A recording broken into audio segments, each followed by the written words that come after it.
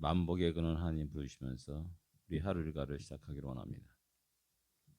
만복의 근원 하나님, 온 백성 찬송 드리고 저 천사여 찬송하세. 찬송 성부 성자 성령.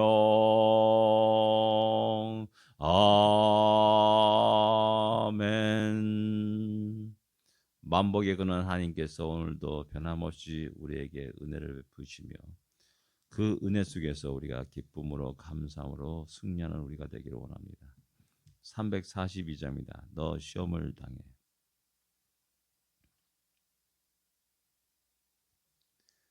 너 시험을 당해 채찍지 말고 너 용기를 다해 콧물리 쳐라. 너 시험을 이겨 새 힘을 얻고 주 예수를 믿어 늘 승리하라. 우리 구주의 힘과 그의 위로를 빌라. 주님 내 편에 서서 항상 도우시리. 내 친구를 삼가 잘 선택하고 너 언약을 삼가 늘 조심하라. 너 열심을 다해 늘 충성하고 온 정성을 다해 주 봉사하라. 우리 구주의 힘과 그의 위로를 빌라. 주님 내 편에 서서 항상 도우시리. 잘 이기는 자는 상 받으리니. 너 낙심치 말고 늘 전진하라. 내 구세주 예수 힘 주시리니. 주 예수를 믿어 늘 승리하라. 우리 구주의 힘과 그의 위로를 빌라. 주님 내 편에 서서 항상 도우시리. 항상 도우시는 우리 주님의 손길을 느끼면서 오늘도 힘찬 믿음의 말씀을 드리기로 합니다. 신앙 고백 드리겠습니다. 전능하사 천지를 만드신 하나님 아버지를 내가 믿사오며 그 외아들 우리 주 예수 그리스도를 믿사오니 이는 성령으로 잉태하사 동정녀 마리아에게 나시고 본디오 빌라도에게 고난을 받으사 십자가에 못 박혀 죽으시고 장사한 지 사흘 만에 죽은 자 가운데서 다시 살아나시며 하늘에 올사 전능하신 하나님 우편에 앉아 계시다가 저리로서 산자와 죽은 자 심판하러 오시리라. 성령을 믿사오며 거룩한 공예와 성도가 설교타는 것과 죄를 사하여 주는 것과 몸이 다시 사는 것과 영원히 사는 것을 믿사옵나이다. 아멘. 하나님의 말씀 사도행전 7장입니다. 1절부터 8절까지 같이 읽겠습니다. 1절부터 8절까지 말씀입니다.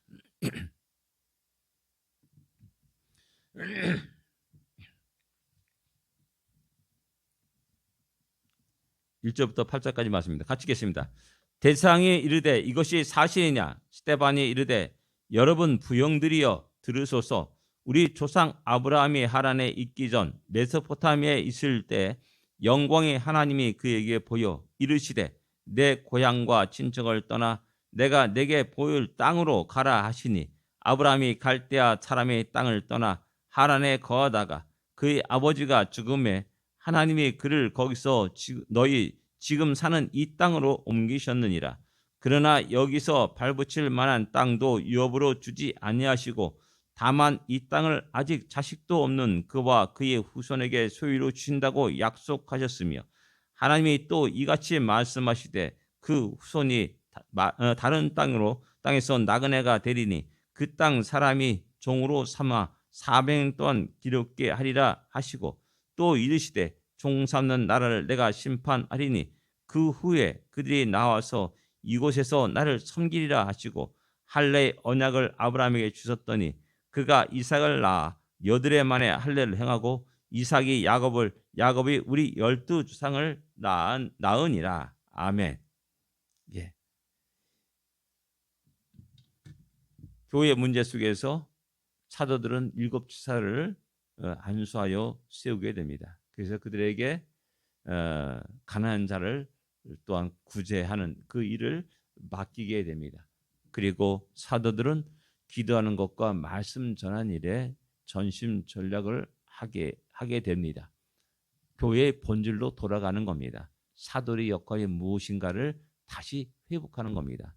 사도들이 나가서 열심히 봉사하고 또 라면 끓이고 또 여러 가지 노숙자들에게 여러 가지 봉사, 그들이 옷 입을 거 먹을 걸 챙겨주는 거, 그것이 아니라 교회에 문제가 생길수록 다시 한번 교회의 본질을 다시 기억하고 회복하고, 그래서 그들을 담당하는 집사들이 있고 또한 사도들은 오직 말씀을 전하고 복음을 전하고 또한 기도한 그 일에 전념하는 것이 바로 바르게 본질을 회복하는 것이라고 말할 수가 있습니다.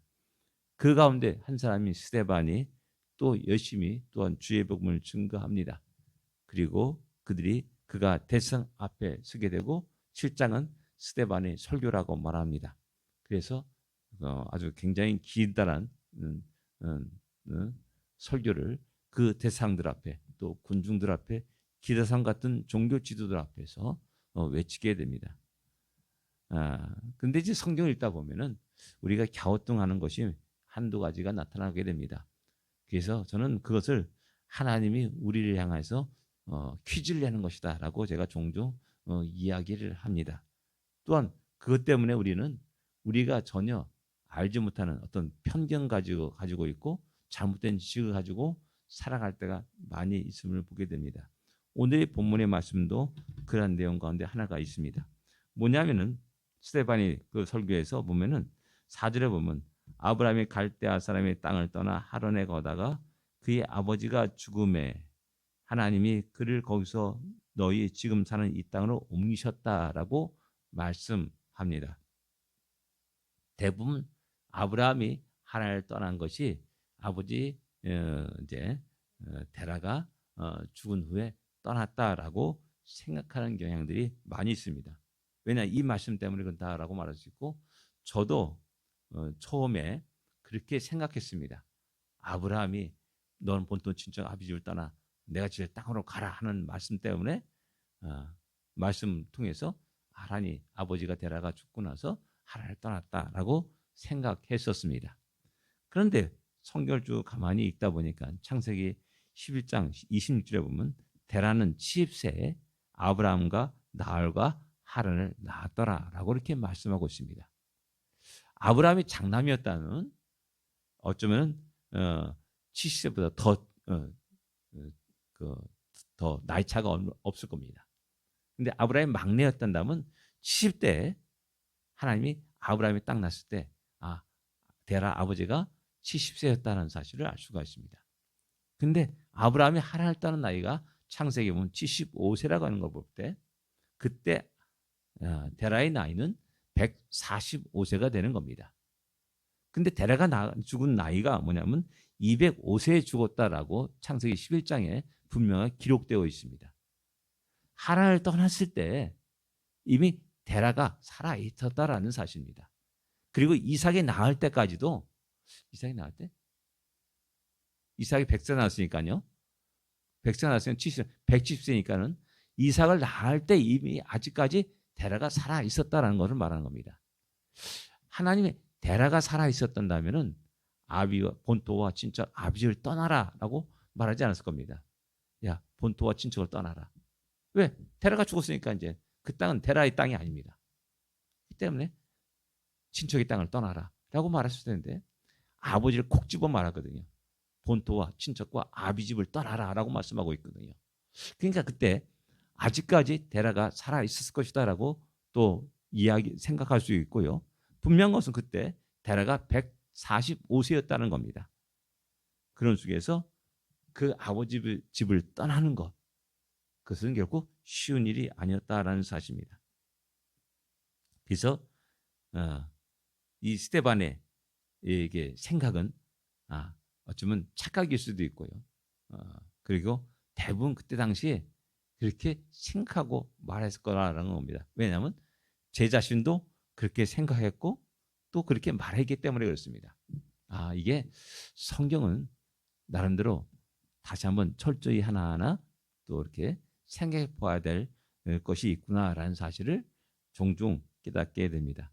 최근에 사무엘 상하를 읽으면서 다윗과 요나단이 과연 그들이 나이 차는 얼마 될까라는 그런 생각을 퀘스천마크를 붙이게 됩니다. 과연 얼마 됐을까라는 겁니다. 다윗이 왕위에 오를 때 30세였습니다. 사울이 그때 당시에 나이가 80세였습니다. 30세와 80세. 엄청난 차이죠. 근데 그날 요나단은 사울의 장남입니다. 그럼 과연 나이가 얼마나 됐을까? 이렇게 생각하면 상당히 퀘스천 마크를 붙이는 것이 많은 겁니다. 우리가 딱 지나게 한번 나이 차 5살 정도 됐을 거다. 한번 6살 정도 됐을 거다. 뭐 이렇게 생각하지 마십시오. 실제 따져보면은 그렇지 않다는 겁니다. 왜? 이스보셋, 사울이 죽은 다음에 이스보셋이 왕에 오를 때 나이가 40세라고 말하고 있습니다. 그 당시 동시에 이제 다윗과 이스보셋이 왕에 올랐기 때문에 이스보셋과 10살 차이나는 겁니다. 근데 요나단은 이스보셋의 형입니다. 그럼 최소한도 10살 이상의 차이가 난다고 볼 수가 있는 겁니다. 우리가 막연하게 내 생각대로 믿다가는 알고 있다가는 성경을 보게 되면 이것이 아니었구나라는 것들이 많이 일어납니다. 하나님은 그래서 성경에 이런 약간 모순된 것이라 잘못된 것을 보여주면서 우리에게 끝없이 질문하게 합니다. 그냥 막연하게 믿지 말고 정확하게 알고 믿을 것을 우리에게 요구하고 있고 또 우리를 하여금 계속해서 생각하도록 하시는 하나님이심을 갖다가 알 수가 있습니다. 그래서 하나님이 아브라함에게 그 땅을 떠나라라고 명령하셨음을 갖다가 이스라엘 백성들에게 대사장들에게 이야기합니다. 그리고 떠나라 했을 뿐만 아니라 약속을 하셨다. 이 말이 중요한 겁니다. 하나님이 약속하셨다. 아브라함에게 약속하셨다라고 말씀하는 겁니다. 발붙일 만한 땅도 유업으로 주지 않았지만은 너희 후손들이 이 땅을 차지할 것이라는 것을 갖다가 분명히 약속하셨다는 겁니다. 미래를 보여주신 겁니다. 성도들에게 하나님은 끝없이 계속해서 미래를 보여주시는 겁니다. 오늘을 살아가는 것이 어렵고 힘듭니다. 미래가 없단다면 오늘 우리는 죽을 수밖에 없습니다. 많은 사람들이 자살하는 이유가 무엇입니까? 미래가 없기 때문에 그렇습니다. 근데 하나님은 끝없이 이스라엘 백성들에게 그 약속을 다시 되새기게 합니다. 지금은 내가 밟으실 땅도 하나도 없지만은 하나님이 이 땅을 나에게 주셨어. 우리 자손들에게 주셨어. 후손들에게 주셨어. 라고 말하는 겁니다.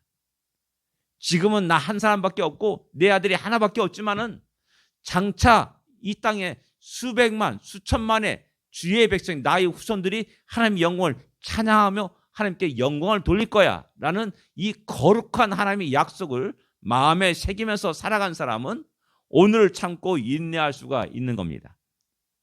끝없이 하나님은 당신의 사랑하는 백성들에게 이 미래에 대한 약속을 분명히 하십니다.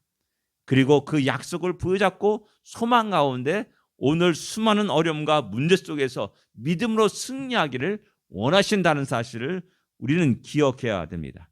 그래서 스데반의 첫 설교는 뭐냐면 하나님이 우리에게 약속하셨습니다라는 겁니다. 그래서 하나님이 또한 약속하실 뿐만 아니라 우리의 미래, 너희들 잠깐 400년 동안 그들에게 노예 생활, 종살이를 할 것이다 라고 말씀합니다. 그리고 그 말씀대로 그들은 그 역사는 그대로 이루어졌다는 사실을 갖다가 창세기는 증거하고 있고 또 스데반은 그 사실을 제사장들에게 이야기하고 있는 겁니다. 또한 그 다음에 두 번째 언약이 뭐냐면 할례의 언약을 했다라고 8절에 말씀하고 있습니다. 할례의 언약이 뭡니까? 하나님 백성이라는 사실을 갖다가 확인시켜 주는 겁니다. 그래서 자녀들에게 너는 하나님 백성이야, 하나님의 자녀야 라는 사실, 그리고 아브라함에게 향한 약속을 갖다가 그들을 계승한 자라는 사실을 갖다가 분명하게 이야기하고 있는 겁니다. 이 약속 때문에 하나님은 이스라엘 백성이 아무리 죄를 지었다 해도 그들을 버리지 않고 내치지 않습니다. 멸망시키지 않았습니다. 그들이 신음할 때 다시 그들에게 다가가셨고 그들을 구원하셨음을 구약 성경은 끝없이 우리에게 이야기하는 겁니다. 어떻게 저들이 낯짝이 있지, 어떻게 그렇게 죄를 짓고도 다시 하나님께 나와서 우리 살려달라고 말하는가 라고 우리 사람들은 생각합니다. 그는 아닙니다. 그는 할례의 언약을 가진 사람입니다. 아브라함이 약속을 가진 사람입니다. 그때 문제가 있을 때 어렸을 때마다 자기들의 죄를 주 앞에 나와서 고하면서 하나님 다시 한번 털려주십시오 라고 기도하고 간구하고 부르짖게 되는 겁니다. 근데 하나님은 그때마다 그들과 맺은 언약을 생각하시사 그들에게 구원자를 보내시고 그들을 다시 구원하십니다. 이것이 바로 이스라엘 역사였다는 사실을 우리에게 이야기해주고 있습니다. 그래서 그 약속은 이삭에게, 야곱에게, 또 12조상에게 계승되었다라고 8절에 말씀하고 있는 겁니다. 하나님은 이 성령 66권을 통해서 우리에게 끝없이 말씀하시고 약속하십니다. 주님이 우리가 떠나면서 하늘로 올라가시면서 하신 말씀이 뭡니까? 세상 끝날까지 너희와 함께 하겠다는 말씀입니다. 그 말씀은 변함이 없습니다. 오늘 우리의 마음과 생각에 관계없이 하나님은 여전히 우리와 동행하시며 우리 길을 인도하시며 우리의 기도를 들으시며 우리의 삶 속에 역사하십니다. 들을 게 있는 자는 들으시고 다시 강고 담대한 마음으로 힘찬 믿음의 발걸음을 내딛는 우리가 되기를 기도합니다. 기도하겠습니다. 하나님 아버지 은혜를 감사합니다. 변함없이 우리에게 말씀하여 주심을 감사합니다. 나은 인생을 살아가면서 힘들고 지칠 때가 많이 있고 마음이 약해질 때가 많이 있고 걱정과 근심 속에 휩싸일 때도 많이 있고 또한 아버지는 후회함과 또한 아버지 두려움과 걱정이 휩싸일 때가 많이 있습니다. 세상을 바라보면 우리 편이 하나도 없는 것 같고 홀로 외로이 쓸쓸히 아버지 힘겨운 싸움에 임하는 것 같은 느낌이 들 때도 많이 있습니다. 그러나 하나님은 여전히 우리의 함께 하심을 다시 한번 깨닫게 됩니다. 그리고 다시 용기를 가지고 힘찬 믿음의 발걸음을 내딛습니다. 하나님 어떤 문제가 우리 앞에 있다 할지라도 믿음의 발걸음을 내딛사오니 그 믿음과 함께 하나님의 능력이 하나님의 역사하심이 우리 가운데 함께하여 주시사 다시 한번 그 속에서 역사하시는 하나님, 살아계신 하나님, 전능하시는 하나님을 믿고 또 만나고 또 힘찬 믿음의 발걸음을 계속 내딛는 우리가 되게 하여 주시옵소서. 다시 한번 믿음의 발걸음을 내딛는 모든 자들을 복되게 하시고 이 말씀을 듣는 자들이 복되게 하여 주시옵소서. 예수님으로 간절히 기도드립니다. 아멘. 하늘에 계신 우리 아버지여, 이름이 거룩히 여김을 받으시오며 나라의 마옵시며 뜻이 하늘에서 이루어진 것 같이 땅에서도 이루어지리이다. 오늘날 우리에게 일용할 양식을 주옵시고 우리가 우리에게 죄진 자를 사하여 준 것 같이 우리 죄를 사하여 주옵시고 우리를 시험에 들지 말게 하옵시며 다만 악에서 구하옵소서. 되게 나라와 권세와 영광이 아버지께 영원히 싸움나이다. 아멘. 승리하십시오. 복된 하루가 되십시오.